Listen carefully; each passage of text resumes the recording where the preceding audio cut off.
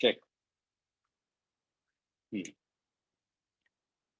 अब forms of salary में एक थर्ड फॉर्म ऑफ सैलरी आपके सामने आएगा, विच इज कॉल्ड पेंशन। जब तक तुम जॉब कर रहे हो, जो तुम्हें रिसीव हो रहा है दैट इज कॉल्ड सैलरी, और जैसे ही तुम रिटायर हुए तो अब तुम्हें जो पार्ट मिलेगा दैट इज कॉल्ड पेंशन। अब पेंशन आप चाहो तो मुझसे मंथली भी ले सकते हो और चाहो तो लमसम भी ले सकते हो। लमसम भी कुछ पार्ट भी ले सकते हो, कुछ पार्ट मंथली लेते रहो, और ये भी हो सकता है कि लमसम पूरा 100% करा लो। अब लमसम कराने में देखो एक बड़ा ये एक्चुअरीज कैलकुलेशंस होती हैं। अब जैसे एट द एज ऑफ 60 कोई रिटायर हुआ और उसने कहा कि सर मेरी सारी पेंशन इकट्ठी दे, तो हमें क्या पता वो कब तक रहने वाला है। वो एट द एज ऑफ 80, 84, 85, 86, 90, 95 कितने साल तक रहेगा। और लेट अस अज्यूम हर साल उसको करीब 4 लाख रुपए उसको पेंशन जानी है या 5 लाख रुपए पेंशन जानी है, तो अगले 20 साल का 30 साल का कितना अमाउंट बनेगा। तो वो सारा का सारा अमाउंट अभी इकट्ठा दे देना, वो एक्चुअरीज कैलकुलेशन होती है, उससे हमें कोई लिंक नहीं है। हम इनकम टैक्स लॉ के हिसाब से हमें अमाउंट गिवन होता है, हम सिर्फ ये कैलकुलेट करेंगे कि कितना पार्ट टैक्सेबल होगा और कितना पार्ट एग्जेम्प्ट होगा। एग्जेम्प्ट मतलब जितना पार्ट टैक्सेबल नहीं है, और टैक्सेबल मतलब जो पार्ट सैलरी की शीट में ऐड होगा।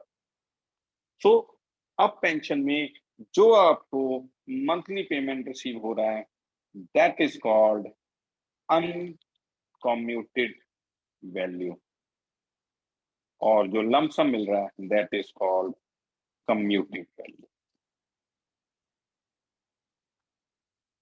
जो अनकम्यूटेड वैल्यू होती है, जो अनकम्यूटेड पेंशन होती है that is fully taxable, fully taxable to, और चाहे तुम गवर्नमेंट एम्प्लॉई हो चाहे तुम नॉन गवर्नमेंट एम्प्लॉई हो, और पूरा अमाउंट टैक्सेबल होगा। आपको मान लो पेंशन मिल रही है 25,000 रुपए पर मंथ, तो 25,000 के हिसाब से साल भर की 3 लाख फुली टैक्सेबल। लेकिन अगर तुम कम्यूटेड पार्ट ले रहे हो, कम्यूटेड पेंशन ले रहे हो, यानी कि लमसम ले रहे हो, तो इस बात पे डिपेंड करता है कि तुम साथ में ग्रेच्युटी ले रहे हो या नहीं ले रहे।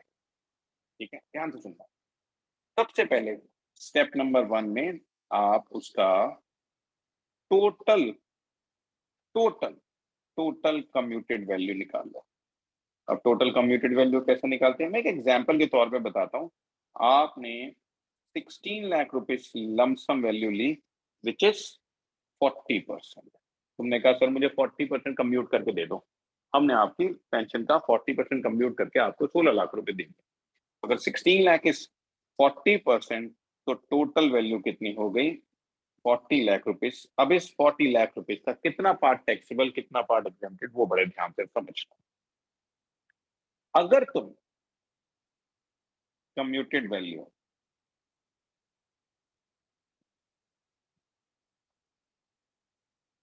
कम्यूटेड वैल्यू विदाउट ग्रेचुटी ले रहे हो, अगर ग्रेचुटी साथ में नहीं ले रहे हो, तो 1/3, एक बार मैं ये कंफर्म कर लेता हूं बुक से।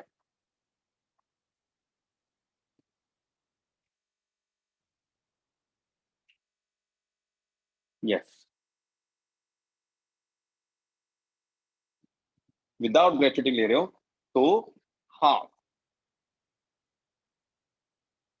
हाफ ऑफ टोटल वैल्यू या टोटल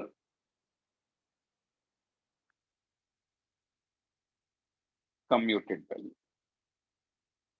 टोटल कम्यूटेड वैल्यू का half is exempted and balance is taxable. Half of total computed value is exempted, balance is taxable. बड़े ध्यान से सुनना, मेरे एग्जाम्पल में मैंने क्या बोला है, 16 लाख रुपीज आपने रिसीव किया विच इज 40%। तो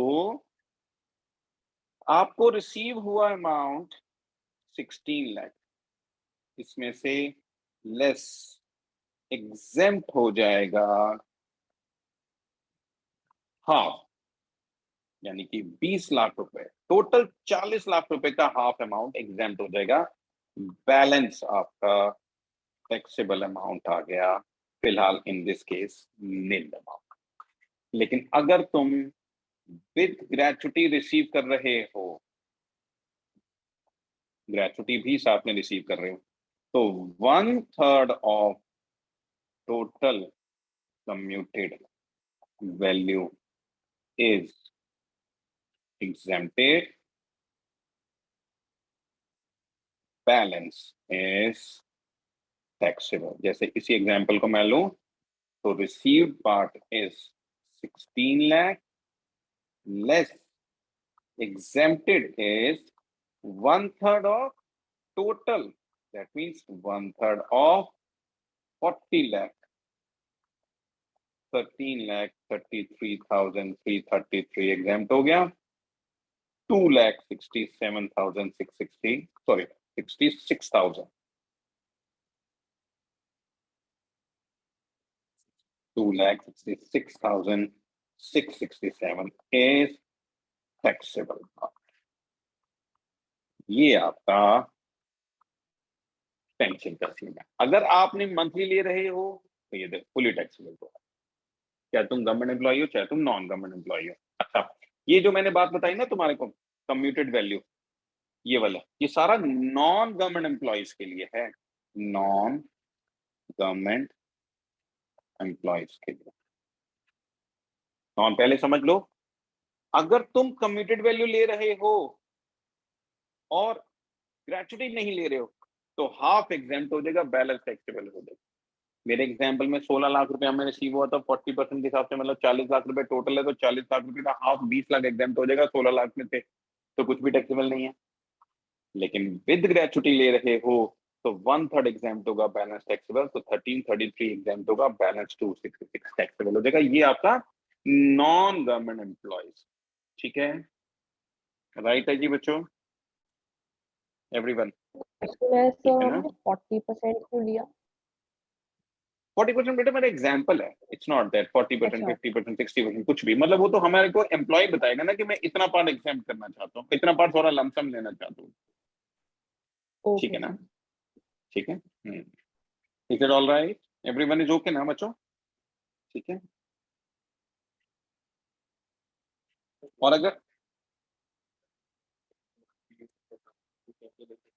आपने कह दिया कि मुझे पैसे की, आप मुझे मंथली दे रहे हो, जैसे मान लो मैं एम्प्लॉयर हूँ आप एम्प्लॉय हो, तो आप कह रहे हो सर मेरे को तो इमीडिएट पैसे की जरूरत है, आप तो हर महीने का पेंशन किसको देते हैं, तो एम्प्लॉय को ही तो मिलती है, और किसको मिलती है, हाँ एम्प्लॉय तो बोलते हैं, और क्या बोलते हैं उसको, मैं एम्प्लॉयर तो तुम एम्प्लॉय तो हुए। तो तुमने कहा सर नहीं मुझे कुछ पैसा इकट्ठा चाहिए, तो मैं कहा बताओ कितना चाहिए, आपने कहा सर मेरे को 50% लमसम दे दो, बाकी 50% पेंशन देते रहना, मुझे उसकी भी जरूरत है।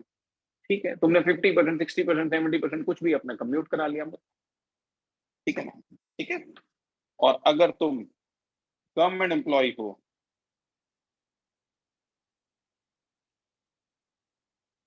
अगर तुम गवर्नमेंट एम्प्लॉय हो तो जितना भी तुम्हारे को कम्यूटेड वैल्यू मिल रही है, जितना भी कम्यूट तुम करा रहे हो commuted value, that is fully exempted, कुछ भी नील इज टैक्सेबल, ठीक है जी, गॉट इट, राइट।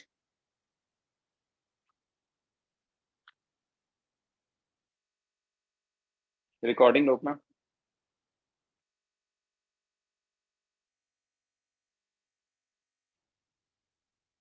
हेलो,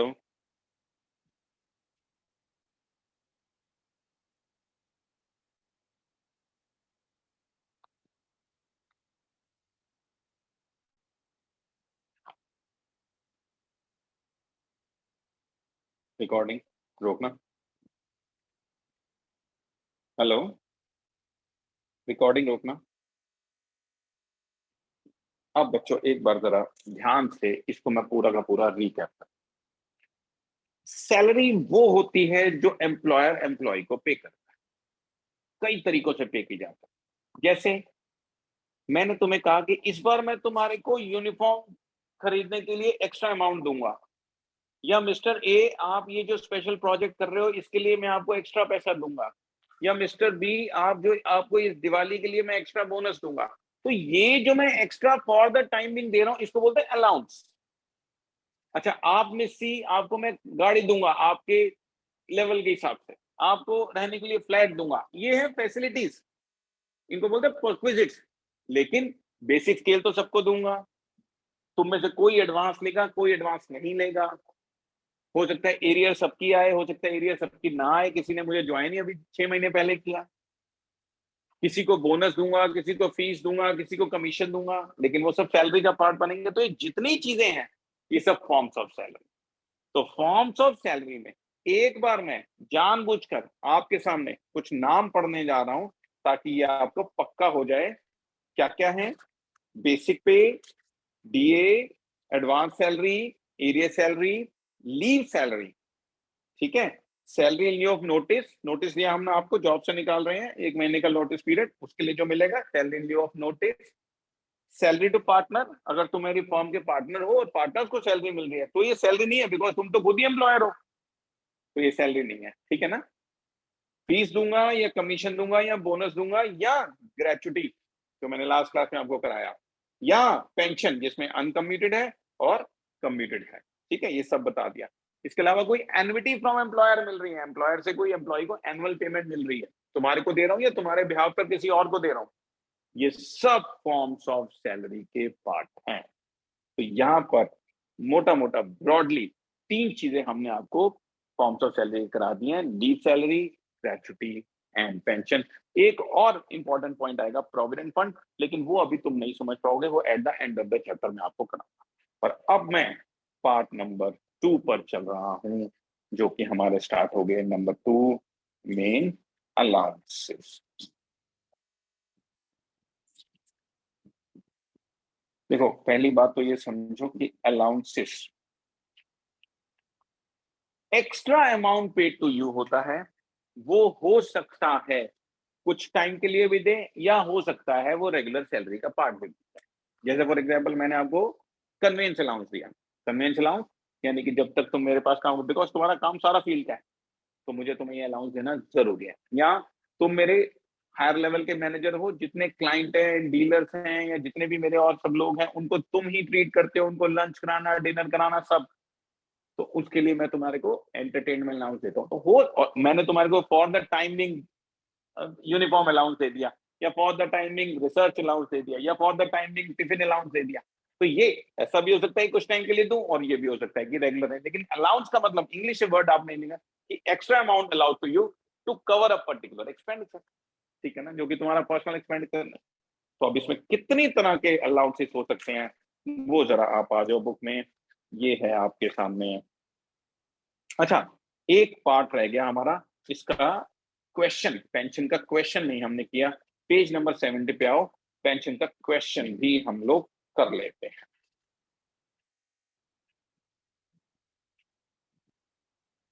पहले एक क्वेश्चन कर लेते हैं।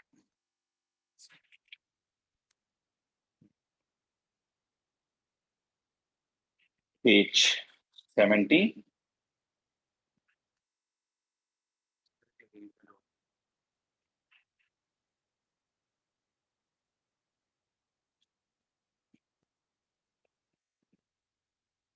Question number 41.3 P1। अभी ये जो मैंने तुम्हें कराया उसको पक्का करेंगे। तो एक बात पक्के तौर पर बिठा लो, अगर क्वेश्चन में आपको पेंशन मंथली बेसिस पे दी हुई है, per month per month per month per month, तो चाहे तुम सेंट्रल गवर्नमेंट एम्प्लॉय हो, चाहे तुम स्टेट गवर्नमेंट एम्प्लॉय हो, चाहे तुम प्राइवेट एम्प्लॉय, कोई भी हो, तुम्हें फुली टैक्सेबल होगा। लेकिन जब तुम लमसम ले लोगे तब देखेंगे टैक्सेबल होगा या नहीं होगा, क्योंकि जैसे मैंने अभी बताया गवर्नमेंट एम्प्लॉय को नॉट टैक्सेबल, प्राइवेट एम्प्लॉय को डिपेंड कि वो ग्रेचुटी ले रहा है कि नहीं ले रहा। तो point number 1, x receive 18,250 per month as pension from, per month आ गया ना, बस बात ही खत्म होगी, फ्रॉम सेंट्रल गवर्नमेंट है कहीं से भी है, दैट इज फुली टैक्स।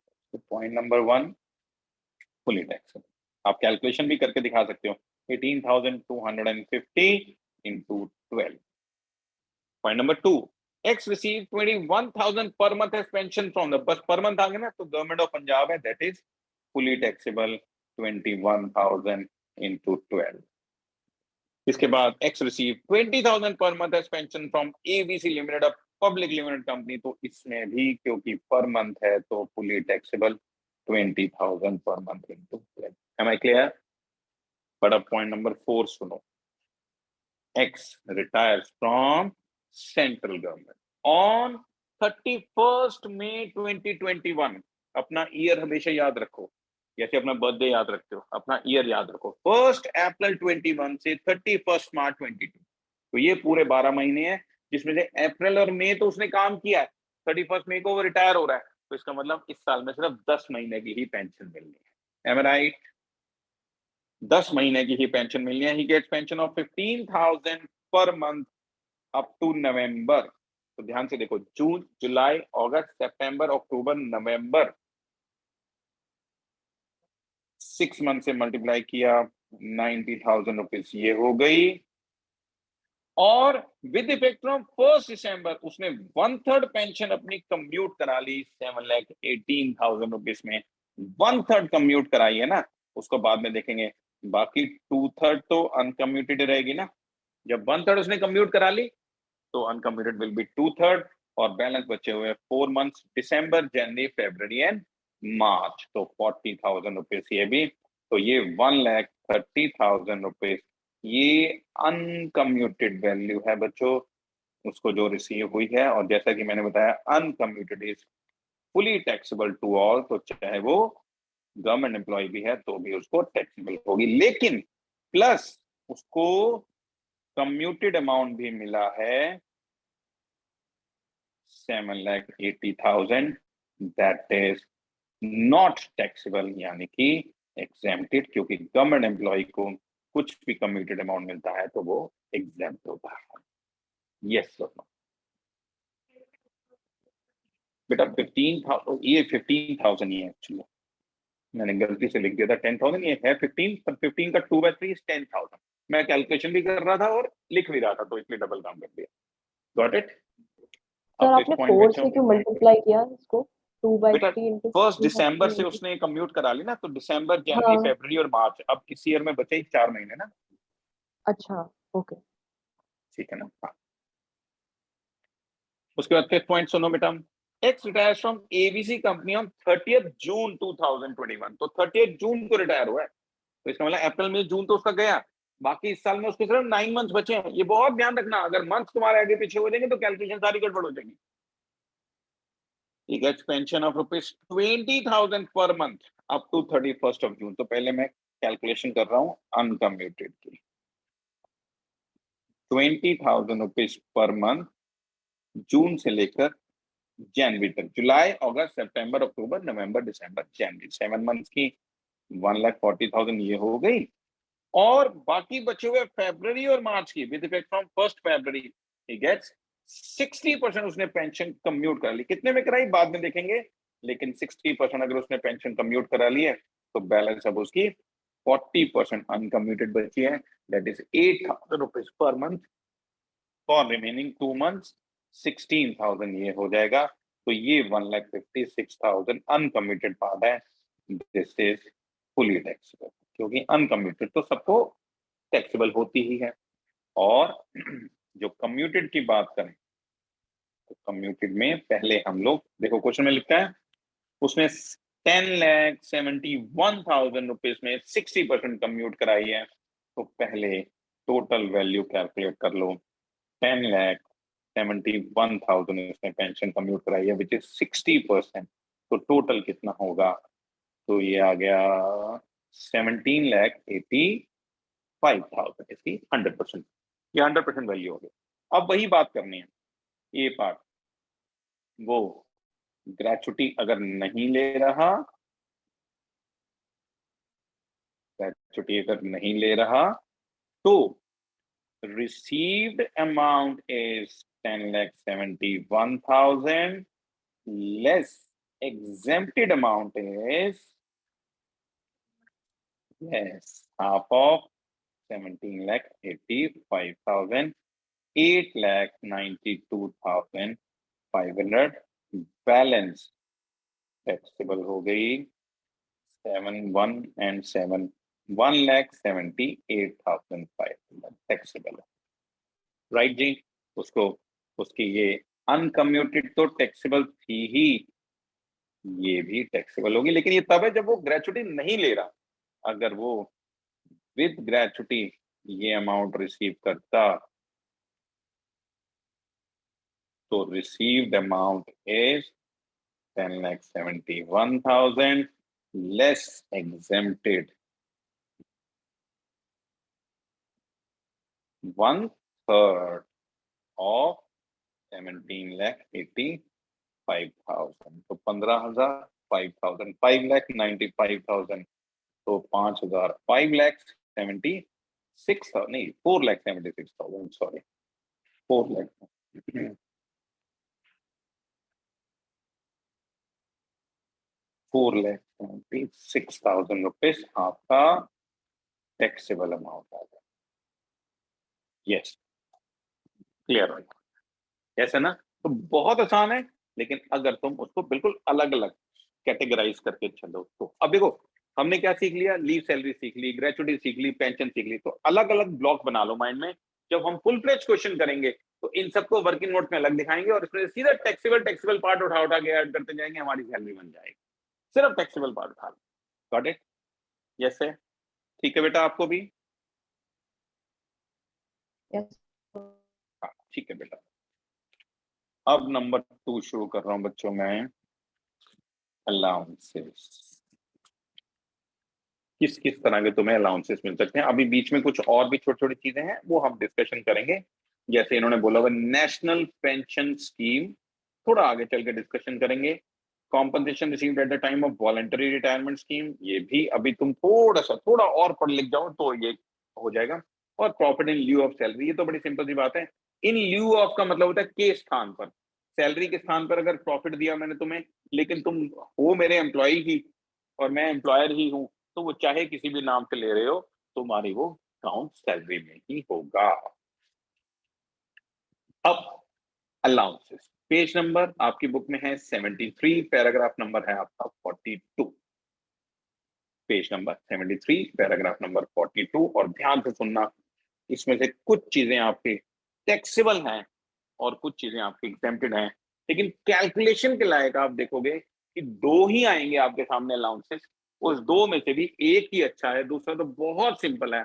एक ही अच्छा है, that is HRA, house rental allowance, वो थोड़ा सा बड़ा है, बाकी सब बहुत सिंपल है। तो हम पहले जरा सिंपल सिंपल वाले पार्ट में, सिटी कॉम्पनसेटरी अलाउंस अगर तुम्हें मिलता है तो that will be fully taxable.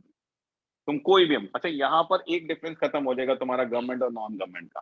किसी पर्टिकुलर अलाउंस में आके डिफरेंस आएगा तो हम बताएंगे आपको, but otherwise city compensatory allowance, तुम चाहे गवर्नमेंट एम्प्लॉई हो चाहे तुम नॉन गवर्नमेंट एम्प्लॉई हो, that will be fully taxable to you. HRA अभी सिखाऊंगा, एंटरटेनमेंट अलाउंस अभी सिखाऊंगा।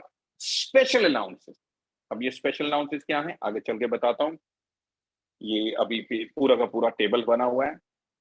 फॉरेन अलाउंस, यहां से पहले आगे वाले समझ लेते हैं। Foreign allowance exempt from tax if paid outside India by government of India to an Indian citizen for rendering services outside India। यानी कि अगर तुम गवर्नमेंट एम्प्लॉय हो, सेंट्रल गवर्नमेंट एम्प्लॉय हो या स्टेट गवर्नमेंट एम्प्लॉय हो, और तुम लोग फॉरेन में काम कर रहे हो, सर्विसेज बाहर रेंडर कर रहे हो, और तुम्हें वहां पे जो अलाउंस दे रहा हूं, that is called foreign allowance and that will be fully exempted, not taxable. जितना भी मिल रहा है उसको सैलरी में काउंट करने की भी जरूरत नहीं। यस सर, आई रिपीट, तुम गवर्नमेंट एम्प्लॉय हो, फॉरेन में रह रहे हो, फॉरेन में ही सर्विसेज टेंडर कर रहे हो, और तुम्हें वहां पे मैं अलाउंस दे रहा हूं, that is foreign allowance, that will be fully exempt. Tiffin allowance, देखो वर्ड बोला हमने टिफिन अलाउंस, लंच अलाउंस नहीं बोला, डिनर अलाउंस नहीं बोला, ब्रेकफास्ट अलाउंस नहीं बोला, सब दे सकता हूं मैं तुम्हारे। तो अगर मैंने तुम्हें किसी भी तरह का खाने का अलाउंस दे रखा है तो that is called tiffin allowance.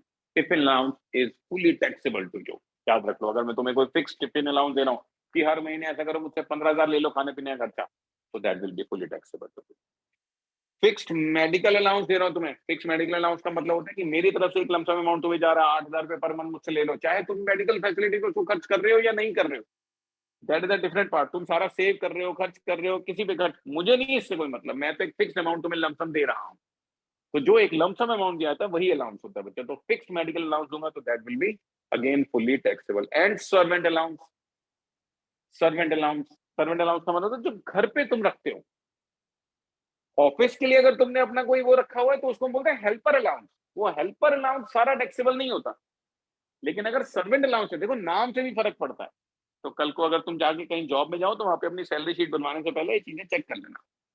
Servant allowance अगर तुम्हें मिल रहा है तो इसका मतलब हम ये कह रहे हैं तुम अपने पर्सनल प्रॉपर्टीज के लिए जो तुमने सर्वेंट रखा होगा उसके लिए हम दे रहे हैं, तो that will be fully taxable. लेकिन अगर हेल्पर अलाउंस दे रहा हूं मैं तुम्हारे को, तो जितना ऑफिशियल ड्यूटीज के लिए उस हेल्पर पे तुम खर्च कर रहे हो उतना एग्जाम, कुछ बचा लेते हो तो वो टैक्स, ठीक है ना, वो आगे आएगा अभी, लेकिन फिलहाल अभी मैं, अच्छा और सुनो, अलाउंसेस टू हाई कोर्ट जजेस फुली एग्जेम्प्टेड, मजे करो, हाई कोर्ट जजेस, ठीक है। अलाउंसेस फ्रॉम यूएनओ, यूएनओ से जो भी मिले, जैसा कि मैंने आपको बताया था, not taxable, fully exempted. Compensatory allowance आगे आएगा, not taxable. Any other allowance कितना टैक्सेबल होता है वो मैं सब आपको पूरा का पूरा टेबल पढ़ने जा रहा हूँ। देखो दो कैलकुलेशन के लायक अलाउंसेस हैं, हाउस रेंट और एंटरटेनमेंट अलाउंस, इसको मैं तुम्हारे को सिखाऊंगा, लेकिन उससे पहले कुछ छोटे छोटे पॉइंट है वो पहले समझ लो। पेज नंबर 76, ट्रैवलिंग अलाउंस और ट्रांसफर अलाउंस।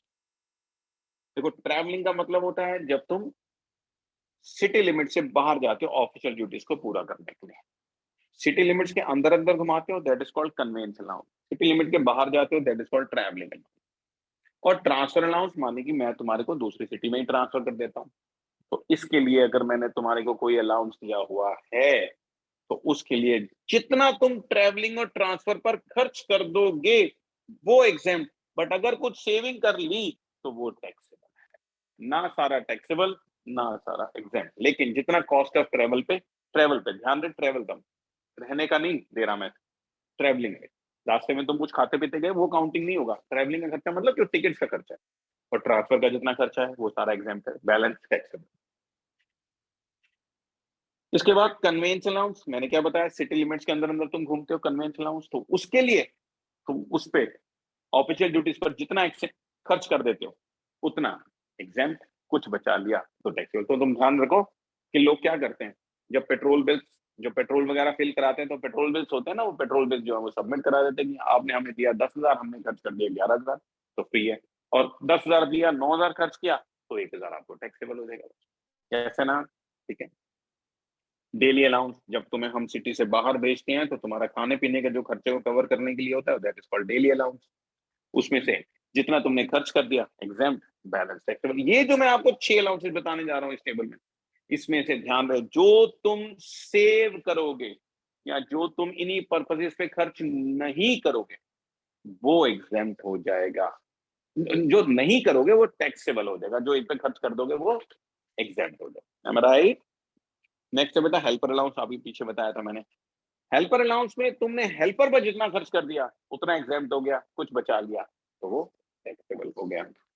नेक्स्ट पॉइंट है बेटा रिसर्च अलाउंस, मैंने तुम्हारा, अच्छा इसमें एक बड़ी बढ़िया बात है, फॉर एग्जाम्पल आप मिस्टर ए हैं, आप मिस बी हैं, आप दोनों एक प्रोजेक्ट मैनेजर मैंने बता दिया, आपको मैंने 1,00,000 रुपए का अलाउंस दे दिया, आप लोगों ने प्रोजेक्ट पे रिसर्च करना शुरू कर दिया, तो जितना उस प्रोजेक्ट पे खर्च कर दोगे उतना एग्जाम हो जाएगा, जो बैलेंस बचेगा वो टैक्सेबल हो जाएगा। लेकिन ध्यान से सुनना, कई बार बच्चे कंफ्यूज होते हैं, मान लो तुमने प्रोजेक्ट शुरू किया फरवरी में और वो चला 4 महीने, फरवरी मार्च अप्रैल मई, तो बच्चा तो इनकम टैक्स के पॉइंट ऑफ व्यू से 31 मार्च को लाइन खींच देता है कि ये तो ईयर खत्म हो गया तो अगला साल शुरू हो गया, तो ये जो अगले साल खर्च किया क्या इसकी भी एग्जेम्पशन मिलेगी, तो आंसर है यस, क्योंकि टैक्सेबल अमाउंट करंट ईयर में आ रहा है प्रोजेक्ट पे, और रूल क्या है, इस प्रोजेक्ट पर जितना खर्च कर दिया उतना एग्जेम्पशन मिल जाएगी, बैलेंस ही तो टैक्सेबल होगा ना। तो तुमने कहा सर टोटल खर्च हुआ 80,000, 80,000 में से 60,000 तो फरवरी मार्च में हो गया था, 20,000 अप्रैल में हुआ, तो उस अप्रैल मई वाले खर्चे की भी एग्जेम्पशन मिलेगी, बैलेंस ही आपको टैक्सेबल होगा, यस ना। और यूनिफॉर्म अलाउंस मैंने आपको यूनिफॉर्म के लिए दिया, बता यूनिफॉर्म के लिए मैंने आपको दिया, सबको 10,000 रुपीज दे दिया। अब किसी ने 12,000 की सिलवाई दैट इज ओके, किसी ने 15,000 की सिलवाई दैट इज ओके, किसी ने 8,000 की सिलवाई तो उसके पास 2,000 सेव हो गया, तो वो जो 2,000 सेव हुआ